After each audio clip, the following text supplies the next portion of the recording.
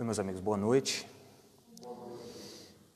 Hoje nós nos reunimos para falar sobre o Evangelho segundo o Espiritismo, mais especificamente no capítulo 25 do tema Buscai e Achareis. E a gente traz hoje uma temática, eu quero trabalhar ela, melhor, nós queremos trabalhar ela, de forma multifacetada. Eu quero dizer o seguinte, o que significa a passagem que está escrita em São Mateus, lá no capítulo 7, replicado aqui no capítulo 25 por Allan Kardec, quando Jesus diz o seguinte: pedi e se vos dará, buscai e achareis, batei a porta e se vos abrirá. Porquanto quem pede recebe, quem procura acha, e aquele que bate a porta abrir-se-á. Então, o que Jesus quer dizer com isso? Qual é a profundidade de conhecimento que nós podemos, a partir da doutrina espírita e do entendimento de seus princípios, extrair desse ensinamento? Que porta é essa que o Cristo está se referindo? Tá? Qual o sentido que o Cristo quis dar sobre a vontade humana, que ela consegue imprimir por meio do pensamento, e como isso pode modificar as circunstâncias da vida no dia a dia? É isso que nós vamos tratar aqui hoje.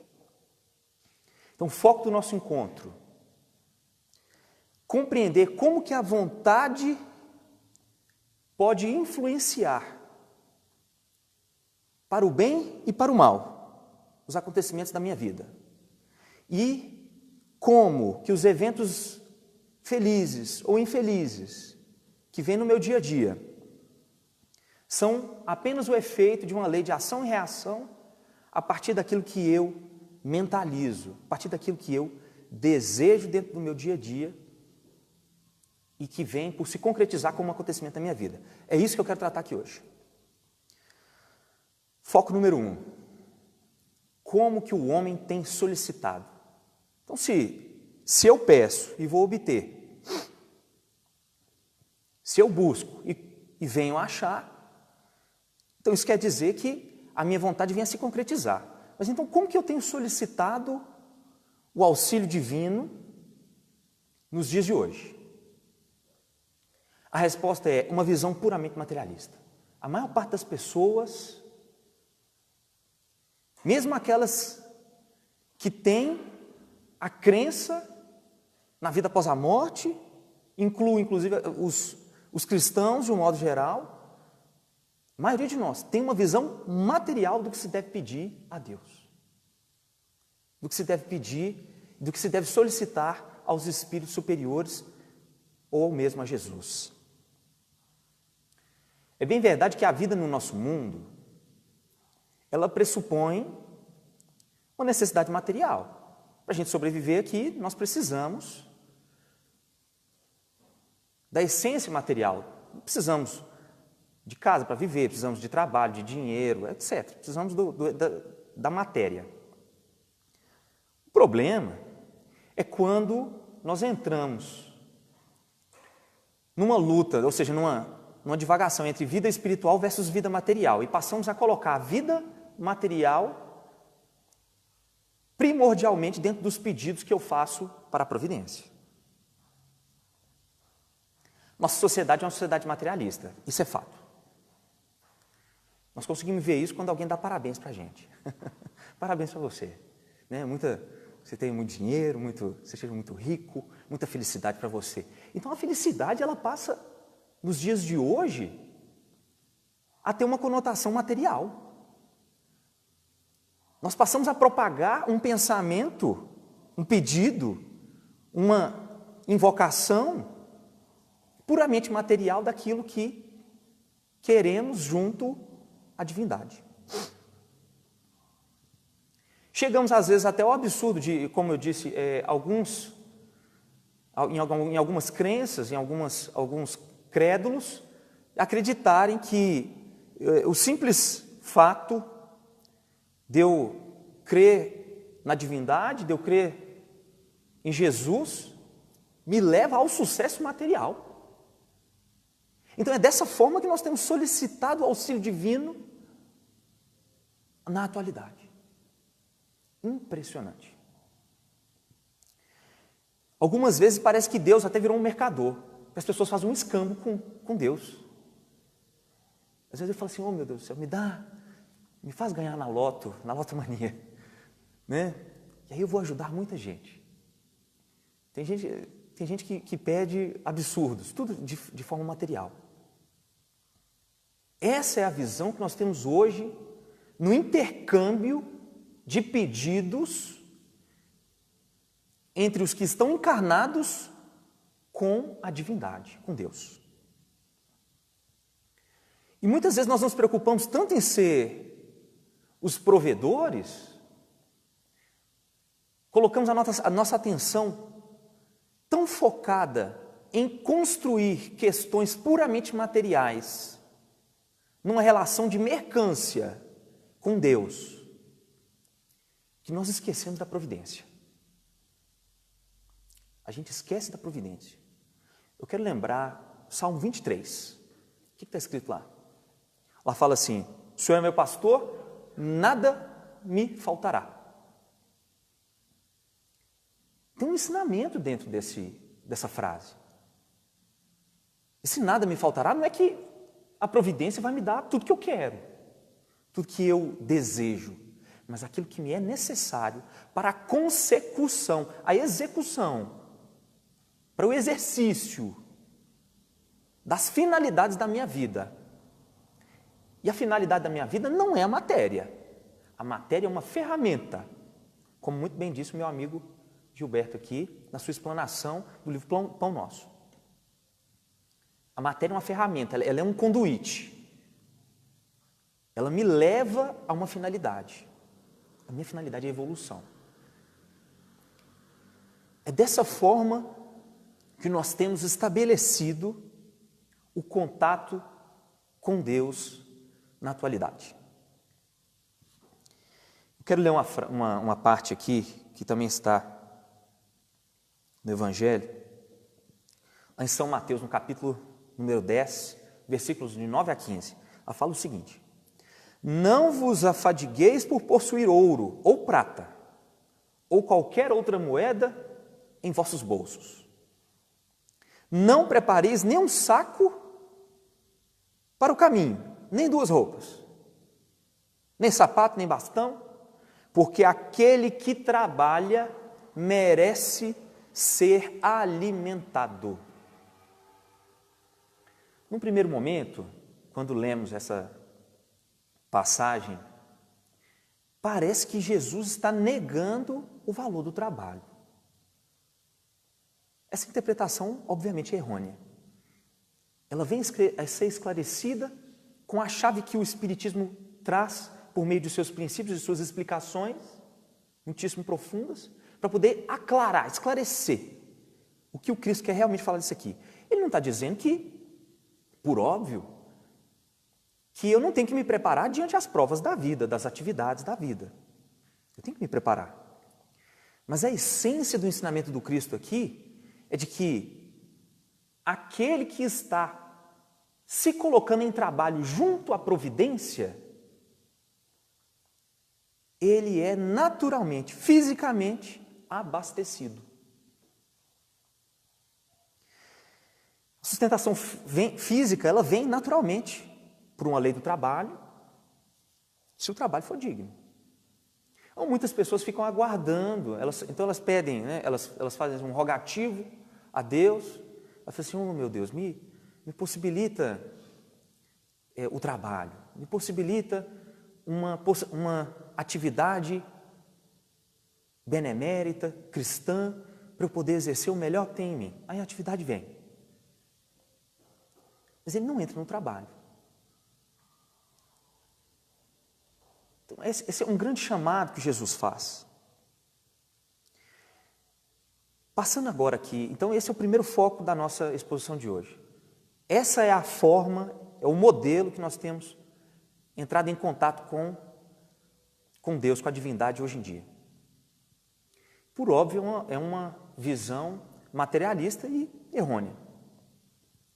Eu quero passar aqui e relembrar o seguinte: nós falamos de providência. Deus sabe de tudo aquilo que nós precisamos. Tudo que nós precisamos, Deus sabe. E Ele sabe que nós necessitamos de um subsídio material, não é isso? Precisamos de um subsídio material para poder continuar nossas atividades aqui.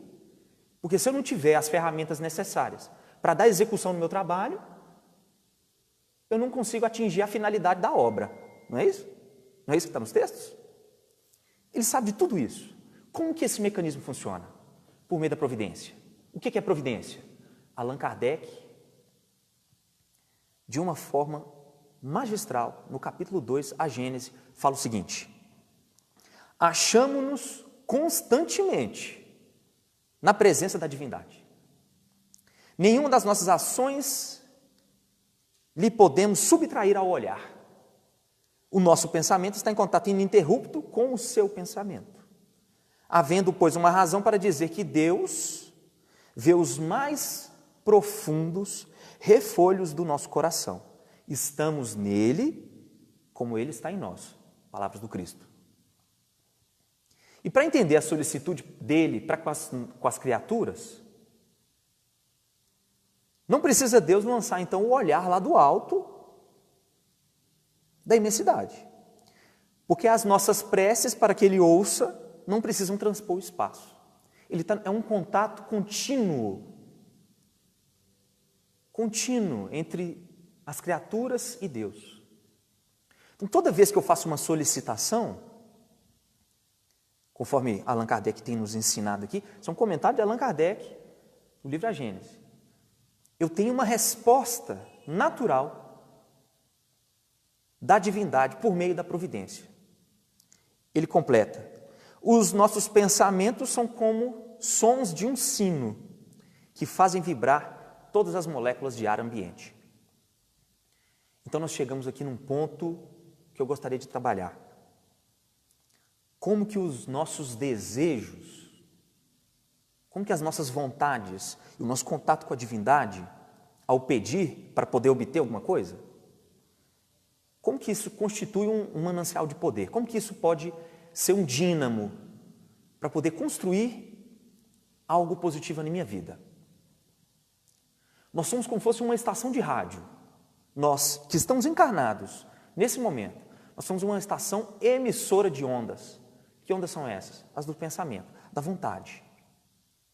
Toda vez que eu peço alguma coisa, toda vez que eu entro em contato com a divindade, todas as vezes que eu faço uma prece, todas as vezes que eu me encontro, inclusive, digo, agora, isso eu estou falando de coisas positivas, mas vamos falar também das negativas. Todas as vezes que eu entro em raiva, em cólera, em insatisfação, em reclamação,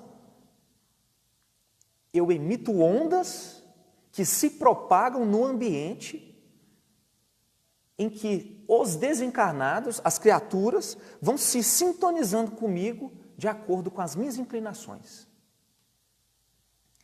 E aí eu tenho um ponto que ele é de dois gumes.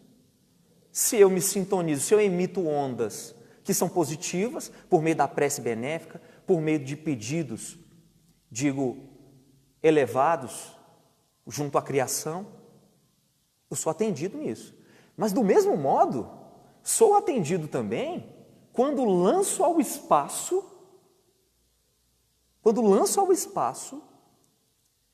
negatividades. Porque se acercam de mim circunstâncias criadas pela própria lei e por meio da modificação dos meus pensamentos no meu pedido dentro do universo, certo? Eles vão se modificando e essas circunstâncias vão se aproximando de mim. O Haroldo comenta numa palestra dele o seguinte: o cara, ele pega e comete um assassinato. Ele passa a coordenar uma série de emissões mentais de homicídio. E se acercam dele circunstâncias que, naturalmente, levam a essas atividades. Vou continuar para o segundo foco agora. Então, relembrando, como que o nosso desejo, quando eu peço para poder obter alguma coisa, como Jesus está nos ensinando lá, como que o desejo alimenta as circunstâncias da vida? E como que isso constitui um manancial de poder? Positivo ou negativo? Tá? O pensamento direcionado ao bem é uma força motriz de evento à minha volta. Eu vou falar e vou ler aqui agora uma passagem que está no livro Entre a Terra e o Céu, da série A Vida no Mundo Espiritual. Está lá no primeiro capítulo. No tempo do socorro, ministro Clarencio comentava a sublimidade da prece. E nós estávamos ouvindo com a melhor atenção. Ele diz assim: todo desejo, dizia ele convincente, é manancial de poder. Tudo, isso equivale a dizer o seguinte: tudo que eu desejo vem ao meu encontro, imediata ou remotamente, a depender da finalidade do meu pedido. As circunstâncias, elas vão se criando. Eu não estou dizendo que aquilo que você deseja vai vir ao seu encontro agora. Se você deseja algo puramente material, é bem provável que isso não venha. Se não houver uma necessidade de consecução do seu trabalho dentro da obra, é bem possível que não venha. Ele fala o seguinte: a planta que se eleva por o alto, convertendo a própria energia em fruto que alimenta a vida, é um ser que ansiou por multiplicar-se. Quem que atende os desejos dessa planta? Porque os desejos dela, na verdade, estão relacionados à lei propriamente instintiva, que na verdade nem instinto ela tem. Certo? A própria lei, depois ele responde lá dentro do encontro deles lá, que a própria lei se encarrega de atender aos princípios de evolução dos seres como um todo dentro do universo. Então, se façamos esse pensamento, se a lei que Deus criou atende até as plantas, por que ela não vai me atender também? Daí que eu digo que nós nos harmonizamos com a lei ou fazemos uma dissonância com ela, ou seja, nos afastamos dela, de acordo com os meus pensamentos, com aquilo que eu requeiro, que eu peço, por meio das preces dos meus pensamentos, das minhas emanações mentais, que são como uma onda de rádio, um sintonizador com as circunstâncias da vida e as criaturas. A prece, qualquer que seja ela, é uma ação provocando uma reação que lhe corresponde. Tem uma história do Bezerra de Menezes, está no livro dele, que ele escreveu, O Diário de um Espírito. É muito interessante a história dele, porque ele havia recentemente se mudado para o Rio de Janeiro, na Escola de Medicina Imperial. O Bezerra de Menezes tinha ido para a Escola de Medicina Imperial. E ele chega lá e começa a passar por uma série de dificuldades.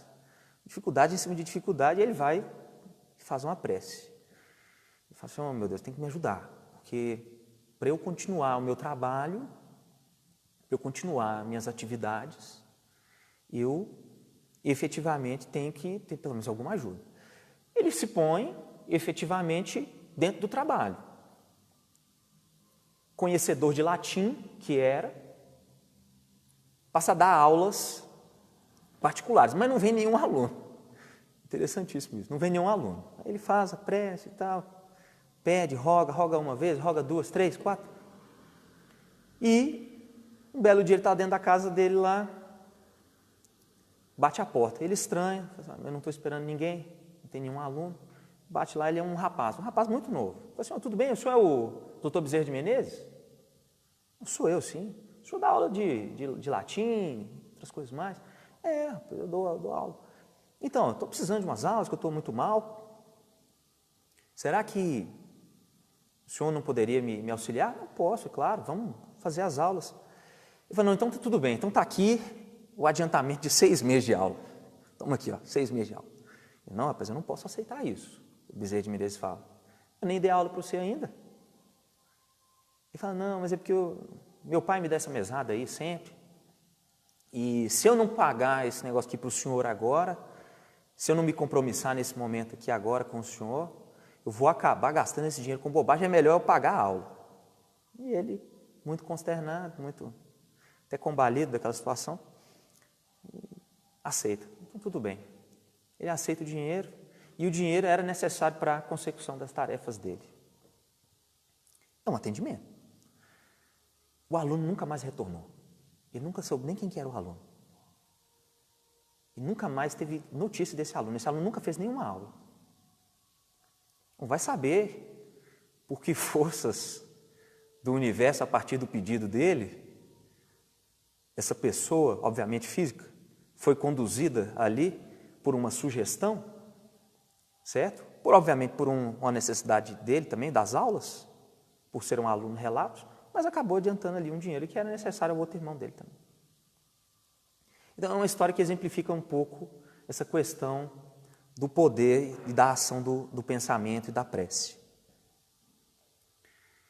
Mas aí nós partimos para um outro aspecto.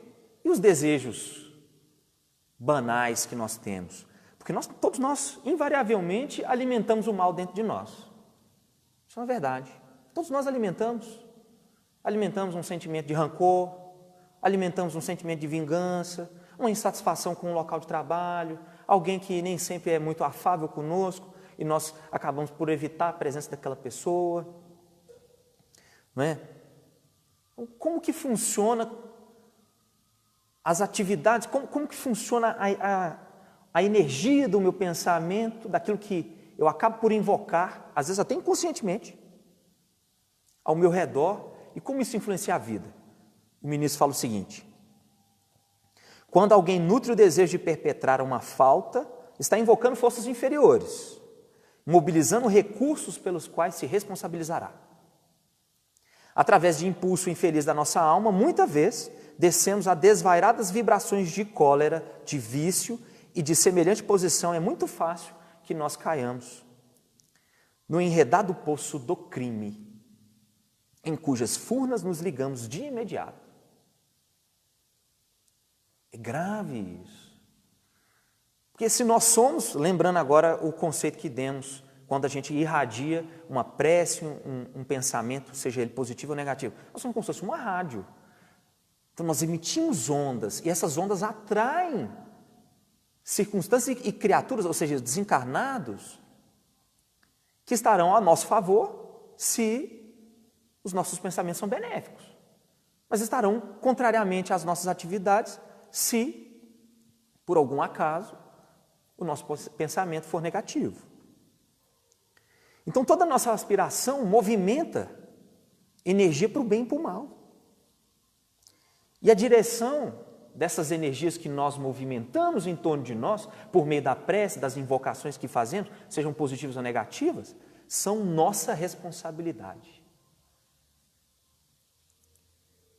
Então pede e você vai obter. É só você procurar o que você acha. Por fim aqui, vou dar um terceiro foco agora na nossa palestra. Como então eu posso dilatar, qual que é o caminho para eu dilatar o padrão vibratório da minha mente, a fim de receber o auxílio necessário para a consecução das minhas tarefas? Aí nós vamos contar uma história de André Luiz. Está lá no capítulo número 7, Nosso Lar. Uma conversa entre ele e Lísias. Ele ainda estava nos seus momentos iniciais de recuperação espiritual, tinha acabado de retornar da zona umbralina, da qual ele ficou lá um bom tempo. Ele está lá, numa janela, visualizando as belezas dos jardins, das quais ele descreve de forma monumental no livro. E ele está pensando consigo mesmo. Assim, poxa vida, são tantas dúvidas que eu tenho. E aí chega o Lísias. E ele vai e interpela o Lísias. Ele fala assim: ó, Lísias, mas estou muito sozinho aqui. Será que tanta gente morreu antes de mim? certo? Meus amigos, minha mãe, meu pai. Meu pai andou antes de mim nas zonas da morte 3 anos, mas eu não estou vendo ninguém aqui. Será que ninguém vem me visitar, não? Não é possível. Será que eu vou rever alguém? Eu lhes sorri. Mas é lógico que você vai ver. Inclusive, sua mãe tem cuidado de você desde que ela deixou as envergaduras da carne. Eu falei, mas ela tem cuidado de mim? Mas por que ela não vem aqui? Não, ela está num plano superior. Nem aqui ela trabalha. Ela trabalha por muitos outros. Num plano muito mais elevado que esse aqui. Não é só por você. Inclusive, ela fez muitos rogativos ao teu favor, junto do ministro Clarencio. Muitos rogativos. E o Clarencio prontamente atendeu às solicitações da sua mãe. Quando você iniciou o processo de desenlace do corpo material, ela já voltou as atenções para você.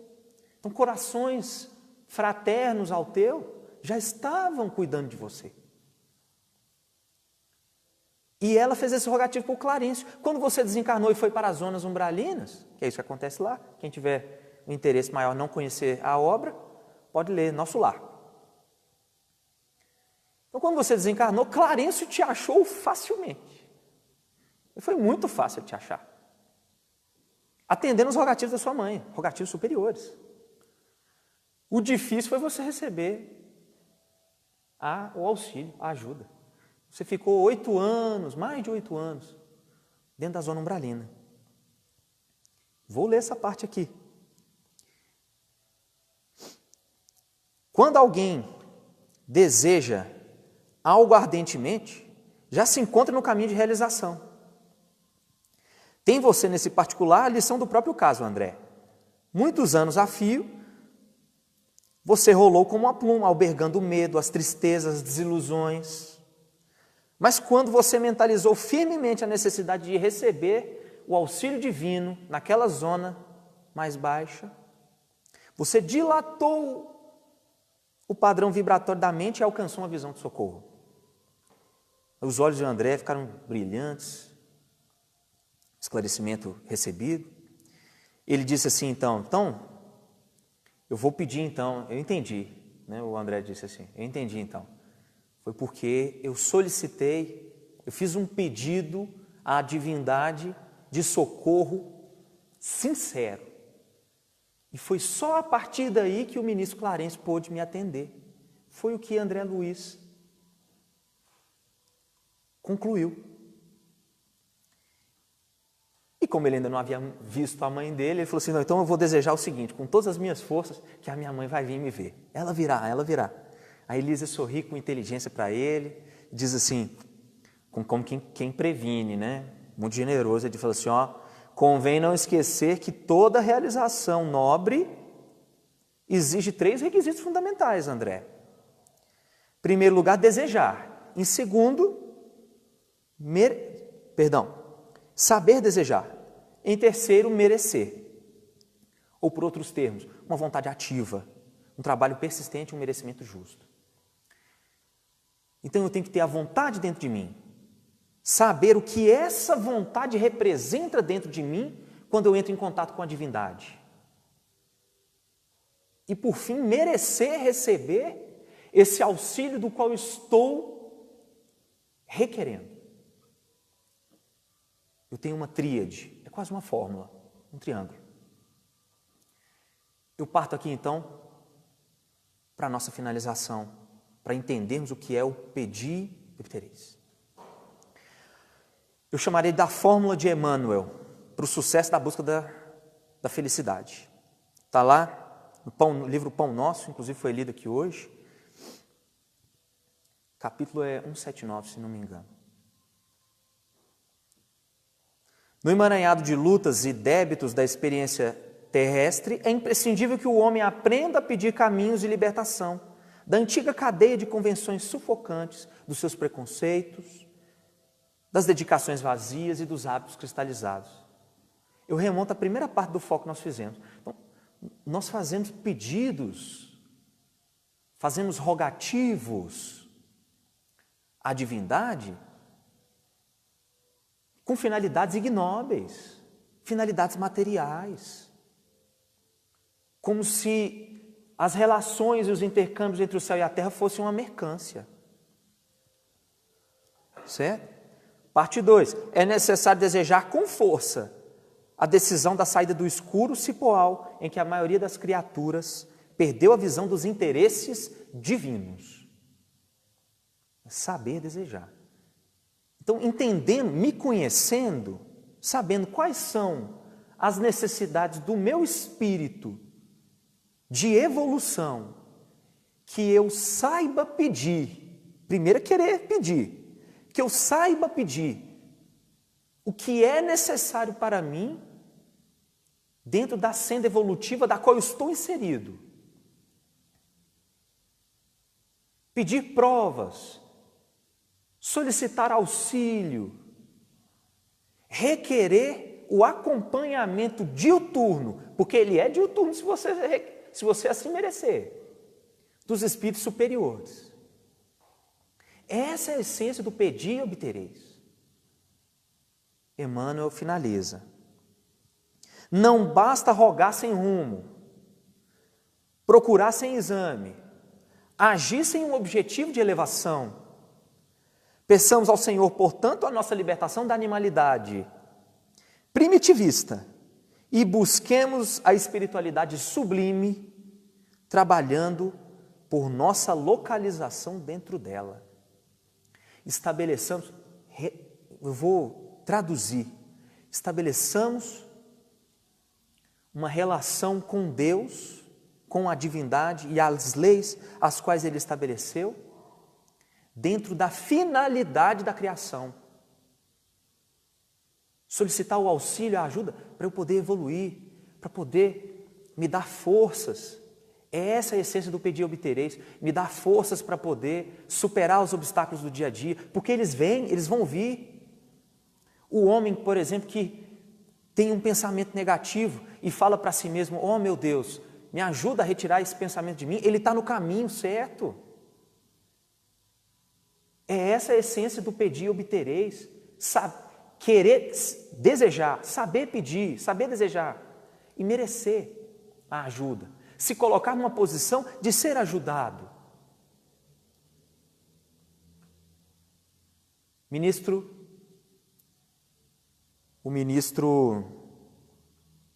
deixa eu só relembrar o nome dele aqui. Ministro Clarencio finaliza o seguinte, dizendo assim, para que possamos arrematar. Todos nós somos senhores da nossa criação. E ao mesmo tempo dela também somos escravos infortunados ou felizes, tutelados. Se eu me alinho ao bem, o bem vem em meu favor. Se eu me coloco junto a atividades malsãs, ou seja, desviadas, naturalmente a divindade permitirá, vai tolerar que as circunstâncias negativas se avassalem sobre mim para que eu possa perceber que o bem supremo vence sempre. E a partir daí eu possa manter uma relação benéfica, pedindo os auxílios, solicitando um intercâmbio positivo sempre com Deus. A responsabilidade é princípio divino, que ninguém pode fugir. Então, meus amigos, para a gente poder finalizar, sabendo que se a responsabilidade é um princípio que nós não podemos postergar, que tudo aquilo que nós não fizermos hoje, vamos ter que fazer amanhã, porque sendo espíritos imortais, uma hora ou outra as circunstâncias vão se aflorar, se acercar de nós, e nós teremos de enfrentá-las. Solicitemos, mantenhamos então, segundo os ensinamentos do Cristo, pedidos que sejam positivos, de auxílio. Façamos petitórios para que os bons espíritos possam vir em nosso favor, nos ajudar no dia a dia. Afastemos de nós os pensamentos negativos, porque tudo aquilo que nós pensamos, que nós pedimos, venha se concretizar de uma forma ou de outra ao nosso redor, na nossa vida. Vamos encerrar agora fazendo uma oração, agradecendo pelo nosso encontro de hoje. Para você que está aí em casa, se quiser colocar um copo de água, um pouco d'água aí à sua frente, aí, na sua mesa, no local onde você está assistindo, para que a espiritualidade bondosa, por meio do nosso Mestre Jesus, possa fluidificar essa água aí com o que é melhor para nós, os fluidos necessários para a nossa recomposição. Vamos iniciar a nossa prece, respirando profundamente e elevando nosso pensamento ao alto. Mestre amado Jesus, agradecemos, Senhor, por este encontro maravilhoso que fizemos hoje em Teu nome, para estudar como a vontade humana pode modificar os panoramas da nossa vida e como o nosso Senhor pode nos auxiliar por meio do pedido sincero e da prece verdadeira. Agradecendo pelo Teu auxílio hoje e sempre, solicitamos que fluidifique, Senhor, as águas que estão à nossa frente, para que possamos receber os melhores eflúvios do Teu coração amigo e superior. Confiante no Teu amparo hoje e sempre, e sabedores de que o exercício divino sempre virá para nós, solicitamos a permissão necessária para encerrar o encontro de hoje. E que assim seja.